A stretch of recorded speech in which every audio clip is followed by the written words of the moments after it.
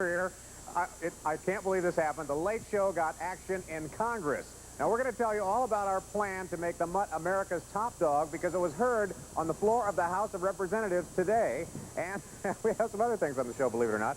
New star, America's hottest, really, she's Carol Burnett's daughter, Carrie Hamilton, and she's on the show. Plus Curtis Armstrong from Moonlighting and the World's Strongest Men.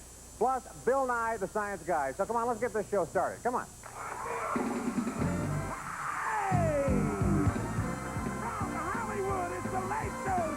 Ross Shafer.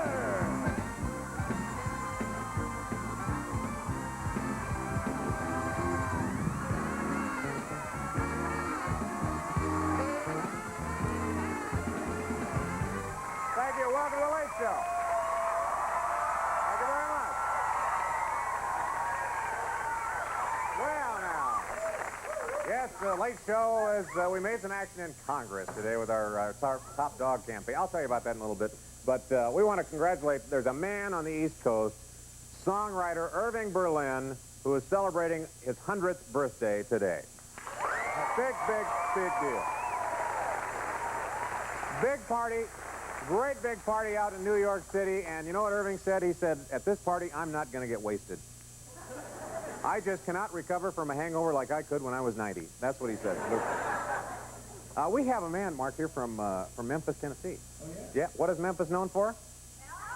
Elvis Presley. And the post office, the postmaster general, says he wants to issue a stamp honoring Elvis Presley. Yep.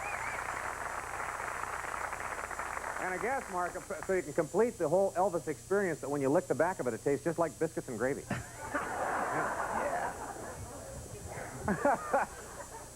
I love that myself. You feel it. Oh, because of our dog contest, we have taken an interest in dog toys, everything associated with dogs. I read today that fleas can make love for 9 hours straight. Of course, with a flea, it's not exactly making love. There's not much courting that goes on. It's pretty much, is it your dog or mine? That's what when you're doing it.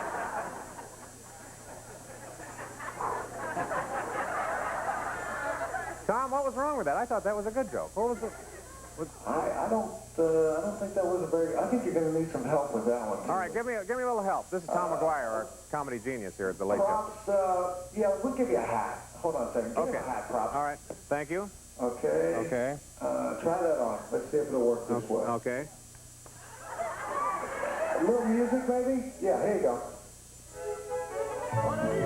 Okay. Now go. Now try it. All right. The flea can make love 9 hours straight. Well, it's not exactly making love.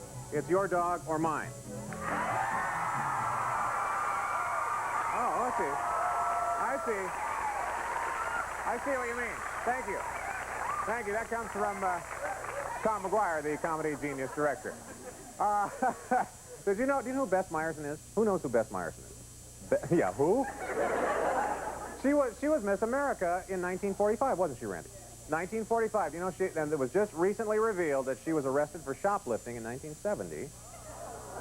I know all these Miss Americas have this problem with one thing or another, and it was shoplifting. It should have been a tip-off because in her 1945 acceptance speech, she called for world peace, an end to hunger, and someone to distract the sales clerk for just a second. Oh, yeah. Mark, who has the rumor of the day? Because I want to split the rumor. Oh, Andrew has it this time. All right, Andrew, let me get it from you. All right, you know, here in Hollywood, I feel like I have a responsibility to our friends in celebritydom to squash these rumors. And you know, all these tabloids that come out with things that are untrue, and so I want to help them out. Oh, like this one. It is absolutely not true. If you're watching this, it is not true that B. Arthur's favorite pickup line is, "Stop chattering like a berserk monkey and love me like a sing-sing tornado."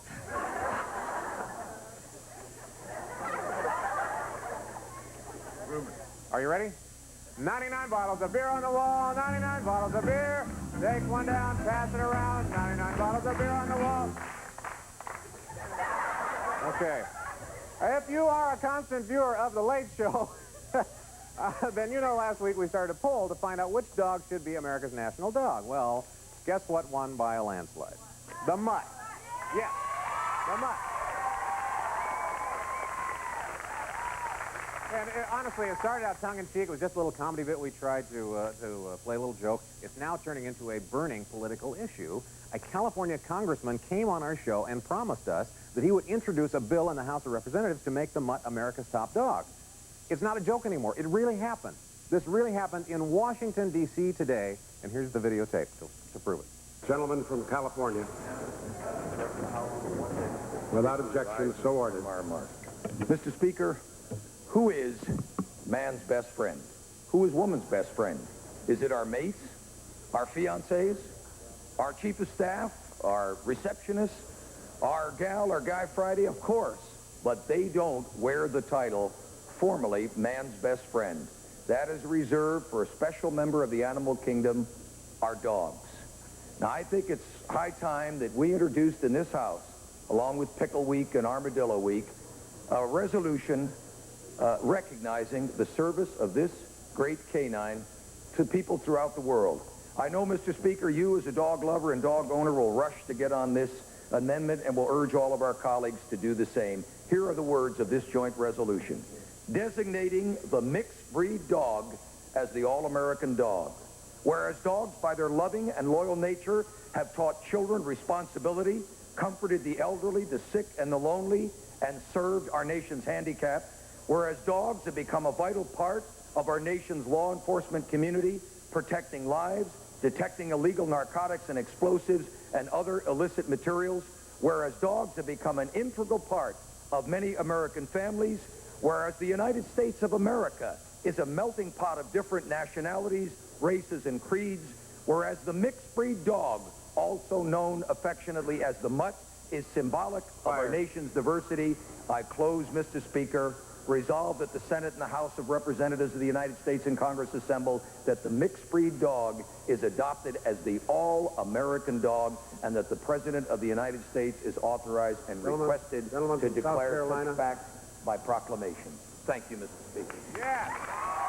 Yes. Yes. The government speaks for you and me. All right, now, folks, that's what happened this morning. Via satellite, right now, in our nation's capital, we do have with us Congressman Robert Doran. Hi there. Hello. I don't see you. Do you see me? You were so eloquent. We couldn't have said it any better ourselves. You know, a tear came to my eye when you were talking about soothing the elderly and the dog that had helped children. Now I really believe in it. Well, I added a line. You know, we have this thing where we say, Mr. Speaker, permission to revise and extend my remarks. I added a line to the resolution, and I think you'll like it. It says, this is the way it will be when it's formally printed by tomorrow. Hardly a day goes by when an American pooch does not save a drowning child or alert a family to a deadly nighttime fire. And I think that's true. That is absolutely true. What a bunch of dog lovers you have. Yes. Now, I found out something else. Ross. Yes? Did you know that the Navy's top fighter aircraft is named the Tomcat? And in the Air Force, we have Eagles and Falcons and nothing named after a dog. Oh. But the Sopwith Pup was the first fighter to make ace pilots in World War I. So I'm recommending that the Air Force name the B-1 bomber, which has never been named, or the B-2 stealth, after some American dog. The Navy even has a fighter squadron that flies F-14 Tomcats, but their squadron name is the Puking Dogs. Ooh. Now, are we going to let the Navy have these names and the Air Force have nothing? Why no? Not at all. And I mentioned that. You know, I mentioned a stamp last night. Yes. Do you know that they have just issued 4 stamps on cats? Not 1, 4. And no stamps, to my knowledge, in recent times, on the all-American mutt. I can't think of a greater injustice. Now, let me ask you a question. Are you getting any other support from other representatives? I got a guy that came down and told me that he couldn't go home to his beloved mutt if I didn't put him on the bill instantly, so I'm not alone. We have an initial co-sponsor, Bob Smith of New Hampshire. Oh, that's great. That's great. Now, I'll have 50 people probably by next Tuesday. And I already got a number from the bill clerk so that everyone in your audience, all your viewers, Ross, can write in and ask their members, male or female, to get on House Joint Resolution 567. That's the number, 567 for our K9. Got it? 567 for our K9. House Resolution 567. All right, now we'll put the address that people can write to on our screen so that people can do that. I'll tell you, Bob, we are delighted. We are indebted to you for putting this before Congress. And let's go for it. Tomorrow morning, I climb on Air Force 2 with Vice President George Bush out at Andrews Air Force Base to fly to New Mexico. So anybody watching from New Mexico, you can come and work over the Vice President. I'll have a few minutes with him on board the airplane, trapped, to tell him that I think that he should advise anybody that he bumps into in the campaign to get on this in honor of man's best friend. Oh. You notice I included our wives and our fiancés, yes. even our gal Friday in the office, our receptionist, but the formal title belongs to the American dog, man's best friend. Thank you very much. Robert Dornan of California. All right, you heard him. You heard him. You should write your representative in Congress, find out who he or she is, then call your local Board of Elections, then write at this address, Washington, D.C., 20515. We're coming right back, so stay with us.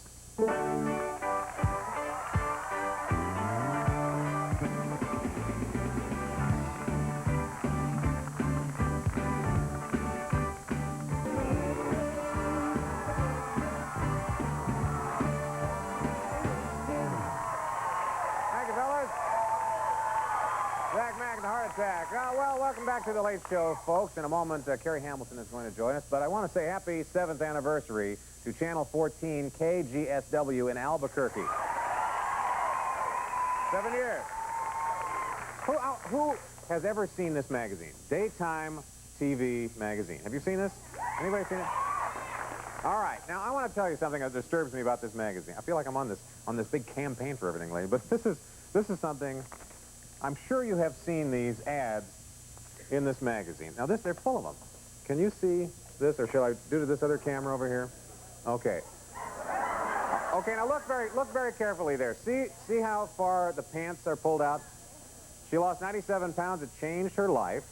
All right, now look just a few pages beyond that. Look at this ad. She's pulling her pants out again. 50 pounds, and she looks terrific now. Few more pages. Look at this one. This is just a few more pages. She lost 22 pants. Look how big her pants are. Okay, now what I'm concerned about is if what happens, can you imagine if future civilizations discover this magazine, saw those pictures, but didn't understand our language by then, and interpreted that somehow as 1988 high fashion? Look what happened. Hey, man, hey, did you catch that Laker game last night? Yeah, Kareem was terrific. Unbelievable. What's the deal with that guy? Man. Yeah, honey, I just called to tell you not to wait up for me. I'm going to be here all night. Okay. Yeah, love you too. Bye now. Hey, Ross. Oh, yeah, Scott? You going to join us for lunch? I can't. I brought mine. I've just tons and tons of paperwork. I'm going to be up here all night, I think. Okay, well, good luck. All right, have a nice time.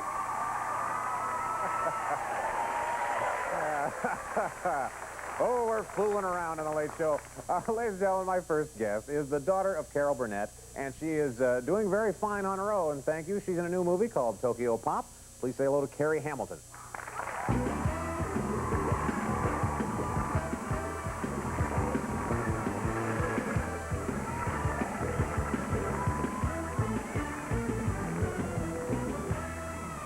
Oh, you got the big pants on. Yeah, I lost 10 pounds this week. You lost 10 pounds? Yeah. My God, I didn't recognize you. How are you? Fine, how are you? It's really good to see you. Thank you. You know, we introduced you as Carol Burnett's daughter. Which is what I am. Which is exactly what you are. But what is that a stigma that you have to put away for a while? Well, she's not Attila the Hun, so... No, I mean, it's not awful being Carol Burnett's daughter or anything. Yeah, no, I mean, I don't mind being associated with somebody who I think is pretty terrific. Yeah. Yeah. All right, so, but Carrie Hamilton is doing just fine on her own. New movie, Tokyo Pop. Yeah.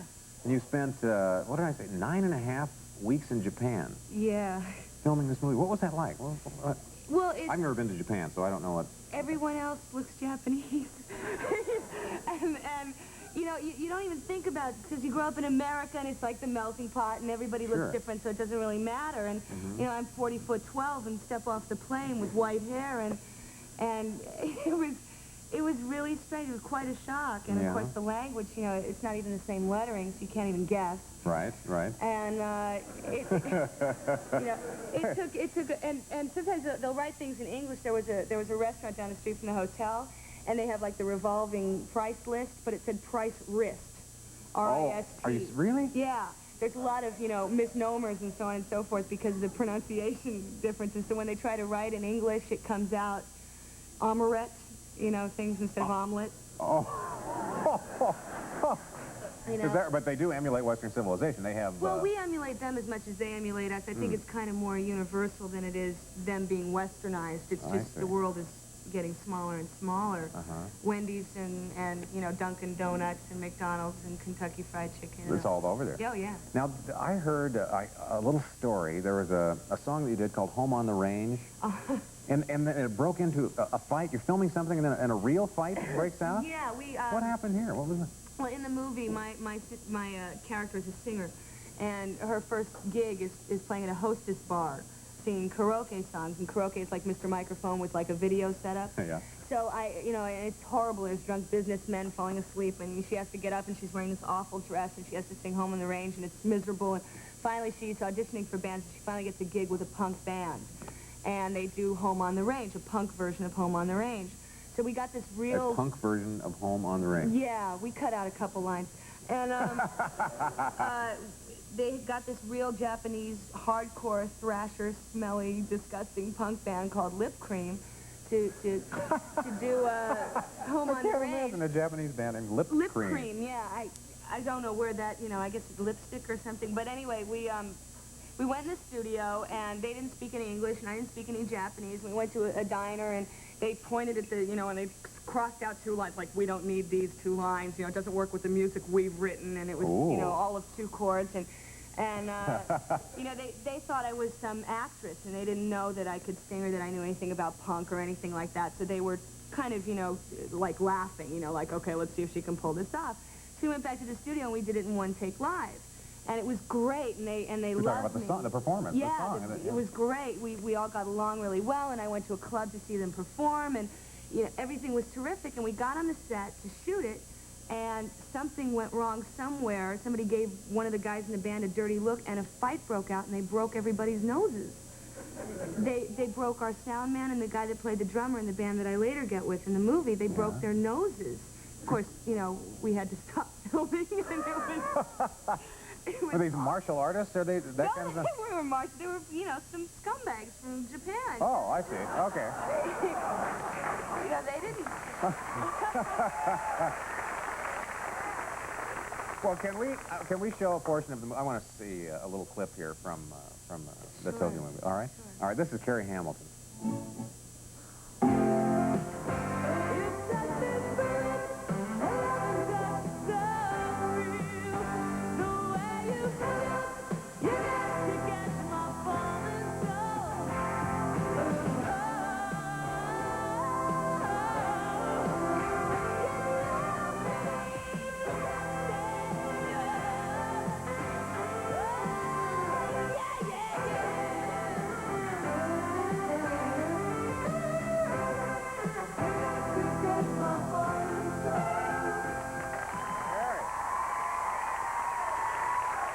You know, I think more people should be aware that you are into the singing, and I want to talk about that and your songwriting, if you can stick around with us. Yeah, great. Can you? All right, Carrie Hamilton will be right back after this short break.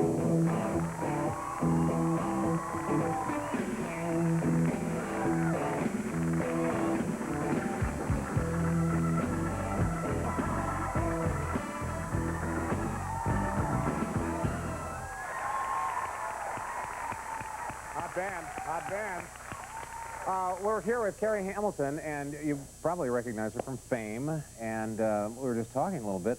Acting, as it turns out, was kind of a sideline. Your like real, a day job, yeah. Your real love is your music. Yeah, well, I've been playing since I started piano when I was 4, and I started writing my own songs. I quit taking lessons when I was about 12 and started playing in bands of all different genres from the time I was 15: punk bands, hard rock bands, metal bands.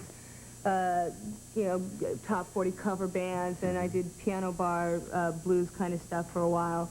And I was a vocal director for a big band jazz band for a while. I studied theory comp in college. And when I got the gig on Fame, I started writing songs for them and for soundtracks and stuff. And whatever they needed, I could do because of my training, you know, techno pop or classical pieces, whatever they needed. So I just kept submitting songs. And it's kind of how Tokyo Pop sort of happened. I wrote actually 2 songs submitted for the end scene in the movie, and they wound up taking that one. Good grief. Good grief. Would you chuck television and movies all together if you could tour as Carrie Hamilton, a rock star? My band and I right now, I've got the time, excuse me, I've got about 6 months worth of cash stowed away to where I don't have to work right now. And so we're rehearsing, we're just blazing and trying to put together enough material for an album and a tour. That and the book. You're writing a book with your mother. Yeah, I finished the first draft, and she's working on her half of it now. And then we're going to correlate it and put it together. It should be on the stands in 10, 20 years.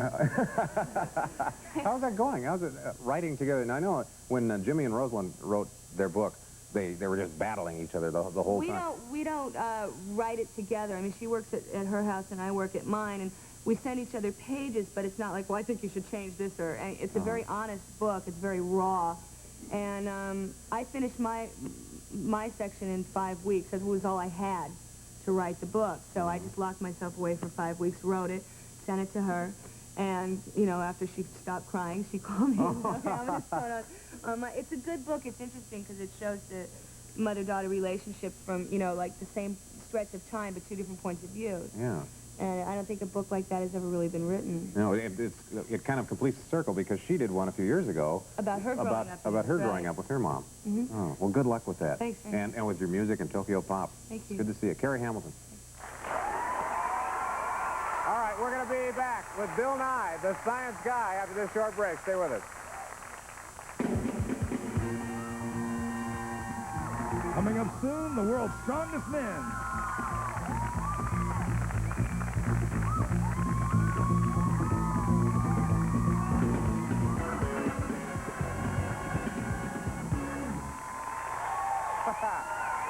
Welcome back to the Late Show. My next guest has been with us before. You've heard him on radio stations all across the country. He is our Late Show answer man. Now, let me tell you, this is not an act. This man is absolutely real. Studied at Cornell with Carl Sagan. I don't know, people always think that there's something not real, but this is Bill Nye, the science guy. That's all. Yes. Okay, Bill. Now, what we ask our studio audience to ask us questions. They ask the questions that we all wonder about. And so we're going to ask them to you now. I wondered about them too, Ross. Well, but then you study about them. I guess so. Yeah. You did. All right, this is from Phil Pasanella. Okay, Phil, you didn't win anything. Okay, Phil wants to know, Bill, is the sun really orange or is it yellow? Oh, the sun, orange or yellow. Well, Ross, to my way of thinking, the sun would be what? It would be green. It would be green. Because most of the light that comes to the Earth is at what? I don't know. 550 nanometers. Something like this would be maybe 560, 570 nanometers, which is green. That's most of the light that comes here. Okay. But I admit, if you're a little kid, you're drawing a picture, you're confronted with what? A box of 64 crayons. That's if you're older, then and you have a white piece of paper, you got to make a decision there. You're not going to make the sun green for crying out loud. No, of course not. You look for that contrast, you go with the yellow, you go with the orange, and that's where myths like this get started. Okay, so it's actually... White light. White light? Yeah. I had no idea. Okay. All right, how about this one? How about, this is from Audrey Ferguson from Virginia, and she wants to know, why is there so much sand in the desert? That's a very good question. That is a very good question. Well, sand, you know, bear in mind that most deserts, Ross, were at one time what? I don't know. Oceans. Okay. Oceans, and so when you got ocean, you're going to have wave motion, which is just, that's the nature of those things. And these are going to move rocks around. Now, I don't want to get too heavy into the philosophy of where, but although most of the rocks, you know, what's the most common element in the Earth's crust would be? Silicon. Okay. Glass, sand, it's all there. So you rub these rocks together with the ocean, and they break off little chips. They're frangible. They make little chips. Now, the chips, what do? They work hardened, Ross. They work hardened. Okay. Yes. And so the work hardened, the chips become actually harder than the parent rock, than the rock you started with. They grind down, you got sand. The ocean goes away, you got a beach. That's how it works. What a party. Okay, now, we have got, can you make this very quick, and then we want to go over, we have a demonstration here. What makes the world go around? Well, it's just the accretion of cosmic dust, Ross. The accretion of cosmic dust? ACCRETE would be accretion. And so anyway, cosmic dust is drifting through space, right? Okay. And it's going to have what? Net angular momentum, right. So this dust accumulates. It has mutual gravity like anything else that has mass. And so they stick together. Then that net motion manifests itself as spinning. Sure. And so everything in our solar system, what is it, like 3.74 billion years old? Everything in the solar system sticks together and ends up spinning. I think it's great. I do too. Yeah. Bill Nye, Science Guy. Okay, now let's go over here. Oh, you can clap for him. Go over here. Okay, Bill, you have some demonstrations here for us, and it looks like, oh, pardon me, it looks like we have about 3 minutes. What are we going to do? Oh, 3 minutes. Well, this is, now, Ross, I'm not trying to talk about your past at all, but you went to college. Yeah. And, of course, you might have had a couple of beers. Now, it's possible. You may have torpedoed a beer in your time, am I right? Well, I don't know. Describe it. Maybe I have. Well, this is also, people will use the term shotgun. Oh. And what we do is tense the safety glasses. Uh-huh. Anyway, what you do here, you take the other product. Okay, the other product. Now, you're going to open it. We're going to pour it into the beakers, and I'll race you. Okay, wait. This is the, I'll just open it now? Yeah, whenever you feel comfortable. Okay. And I'll race you, Ross. You have no chance, pal. And see what's happening here, we're torpedoing, we're shotgunning the beer. You hold this up to your mouth, you do that, you can get a lot of beer. Yeah, you can. Okay, you win. All right, so that wins. That's because what we have here is what? I don't know. Atmospheric pressure, Ross. Pushing down, you open that up, it goes in there with 14.7 psi, which would be what? 760 torr, something like that? Named after our good friend, the Italian guy, Torricelli. Torricelli, We abbreviate it, because who wants to do that all day? So, now, this is something that we use around the lab to pour beer because, here you go. Okay. If you would, just blow on it. All right. Blow on it? Yeah, and I'll play defense over here. Blow, Ross. Go wild. Now, see, this is an ordinary balloon. Do you see what I'm saying? And this is how we pour beer on the line, because I figure you're exhaling anyway. Sure you are. So what happens, the balloon's got the pressure from your lungs spread out over the area. Pressure is in what? I don't know. PSI? Yeah. Or, let's say, Pascal. Okay. Newtons per square meter, and you spread them out over some square meters, over some square inches. Pounds per square inch times square inches comes out pounds. That's right. That's absolutely right. Now, okay. Now, what's this?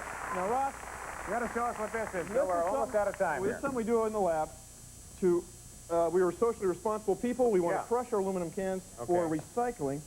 And as you know, we use about, 90% of the energy, only 10% of the energy of making the cans originally. So it's very economical to recycle the cans. You got to recycle them, but what are we We're all going to go underwater, and then we're going to amplify it. Now, this bucket over here, pulled by our good friend Mike. Would you pull, please? Okay, there goes Now, the we're bucket. all going underwater. Now, note the hose is a very small diameter, yet we are experiencing the pressure right here, of being underwater this much depth. Now, we're going to get up here 20 or 30 feet. Okay. And so you'll see this bag, as we say in the water mattress store, is filling with water. Now, it's filled with water. We have PSI, pounds per square inch. Okay. It pushes here on the can, and oh, yeah. we can recycle. Isn't that convenient? That's very convenient. Bill Nye, the Science Guy. We'll all get one of these for our houses, and we'll be back with Curtis Armstrong after this break.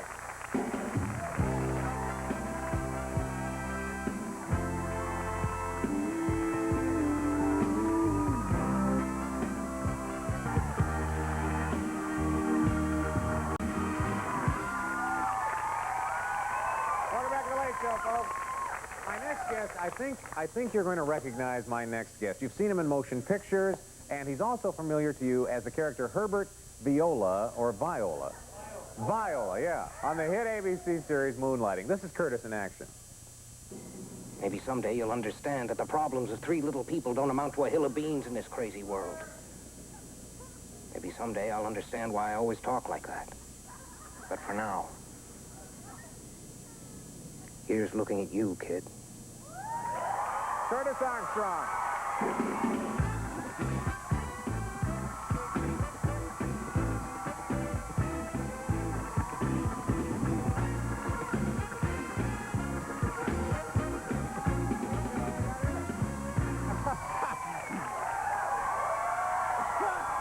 That nice? Yeah, very nice.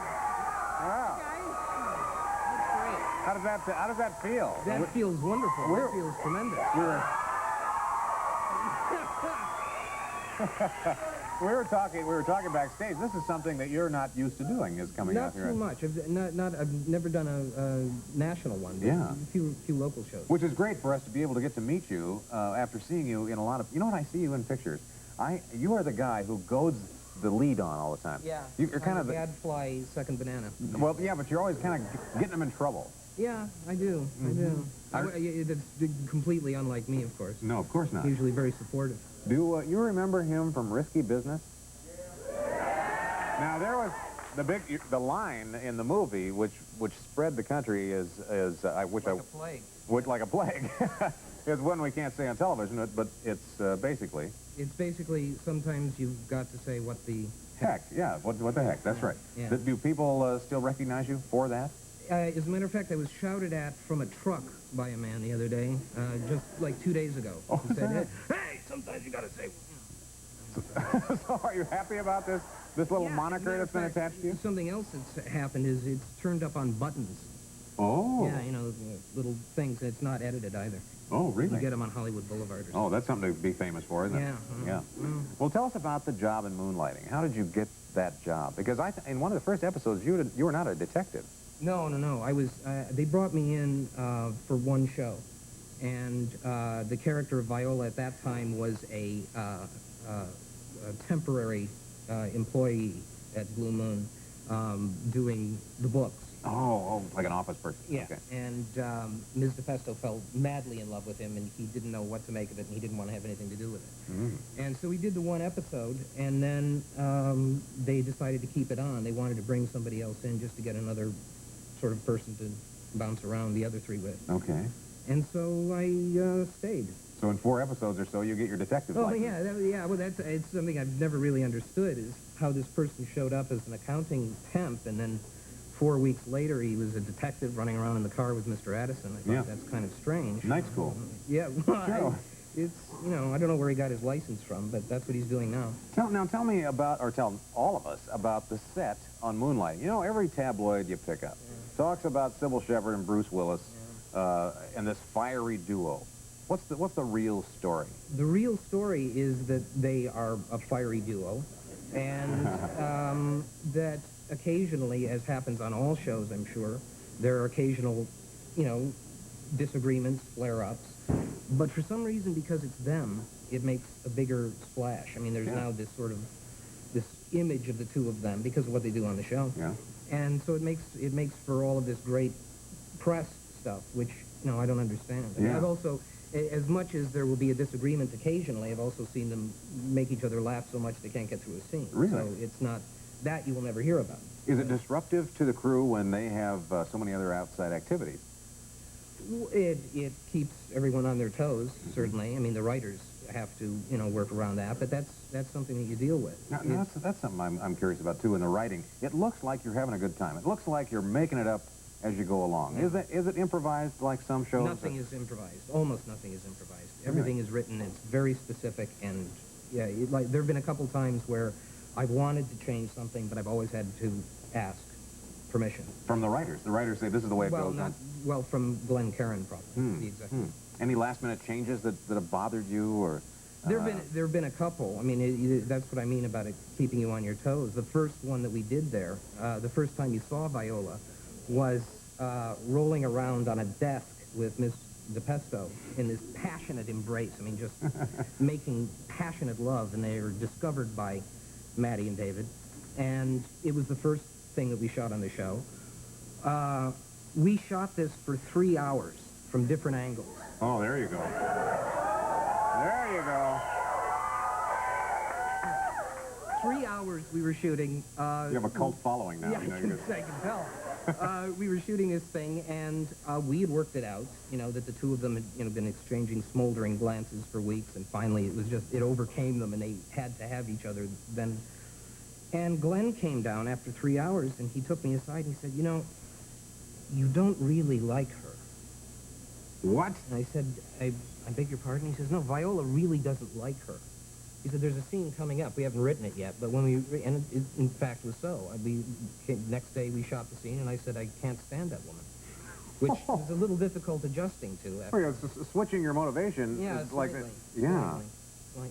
I mean, that happens on dates, but it doesn't ever happen like in a movie. Yes, it does. When you're back. Well, Curtis, best of luck with the series, and I hope it keeps going. Thank you very Curtis much. Armstrong. Folks, we're going to come back with the world's strongest men, so please join us after this break.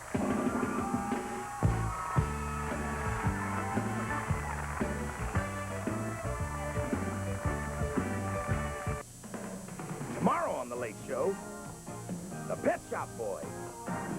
Plus, Bob Barker shows us his bloopers.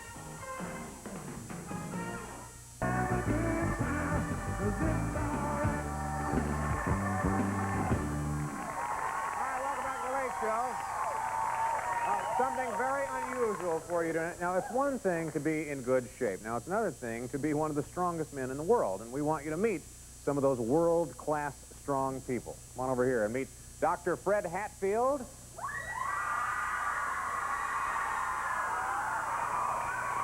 Hello, how are you, Fred? This is Dr. Fred Hatfield, and I'll introduce you to the other gentleman in just a minute. But you are known as Dr. Squat. No, they call him Dr. Squat because he held the record until just a few weeks ago, squatting, how much, 1,000? Well, I did 1,014 a year ago. Oh, yeah. But I'm not done yet. You're not done yet. All right. Look at him at 45 years old. He's squatting 1,000 pounds. Now, you're going to give me a little lesson here, aren't you? Yeah. All right. Powerlifting, unlike Olympic weightlifting. Weightlifting. Huh? Oh, I need a belt. Yeah, I need a belt. Uh-oh. Because it's fashionable. We're getting serious here. Okay, so I got the big leather belt on. Powerlifting, like Put some chalk on your hands, too, Ross. Okay, well, if you think it looks good. Weightlifting, the bar goes up over your head. Uh-huh. Those guys are pretty good athletes. They're very skilled. They're very coordinated.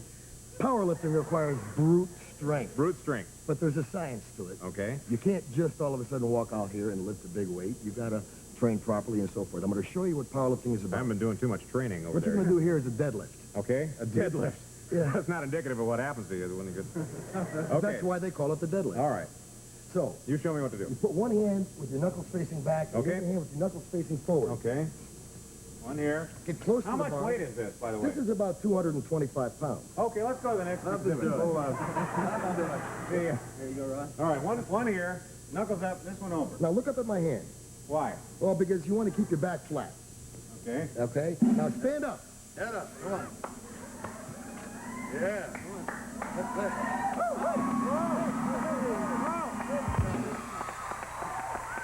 Okay, Fred, now what? What? Put it down. Put it down. How? Slowly. All right, okay. Now, that's not very much weight, though. That's not, you show them how you really do this. How much weight is this? Ross is about 600 pounds. About 600 pounds, okay. All right, now, you've got a, like, looks like a ski belt. Yeah. Okay, here we go. Skiing. No problem, Freddie. Let's All right, go. Freddie. Go. Right. Come on, Fred. All right. Okay.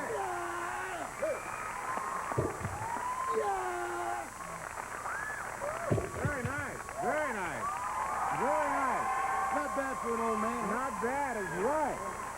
Well, good. Now, okay, now that's the deadlift. Now, this is Dave Pasanella. How are you, Dave? Weighing in at 275 pounds. And what are you going to show us here? I want to perform the squat here. It's a great exercise to test the lower body strength. Okay, and is this the one you hold the record in? That's correct. And how much weight what's the record? The record was 1,022 and a half. This is approximately 800 pounds. About 800 pounds. This is the fellow who broke my record. This is the guy who broke your record. Now, do you also scream when you do that? A little bit there? I sure hope he doesn't get hurt. Oh, yeah, okay. Okay. 800 pounds. Let's do it. Come on, David. Quick. Warming up. Come on, baby. 800 pounds. Let's go. Warm up weight. Come on, David.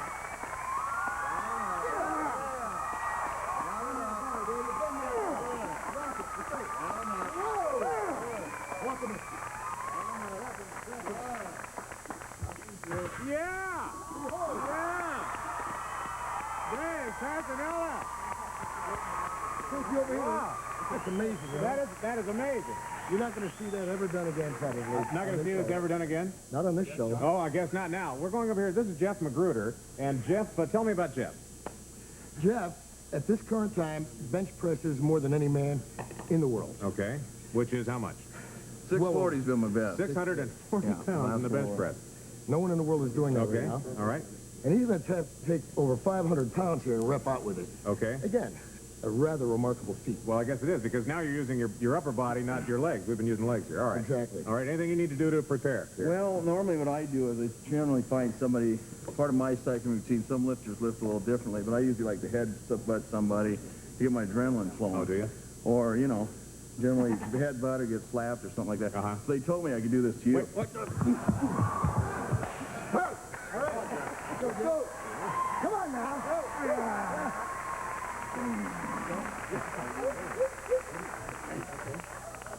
Yeah. Lighten up, baby. Good. Got it. Tight. Stay away. Come on, rep it. Come on now, Bruce. Come on.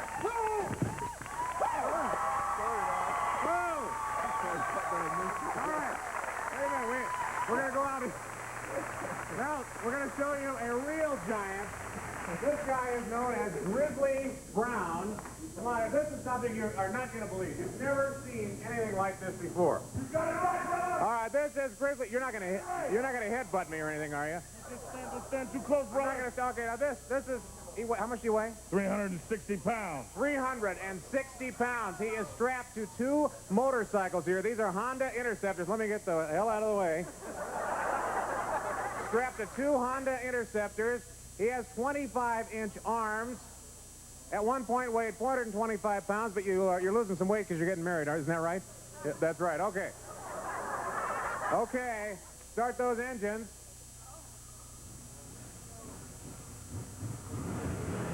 Good God, y'all.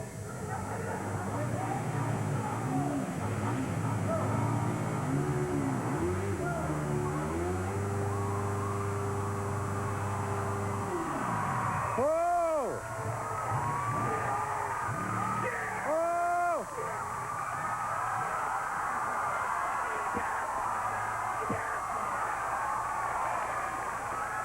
Let me tell you something. Wait a minute.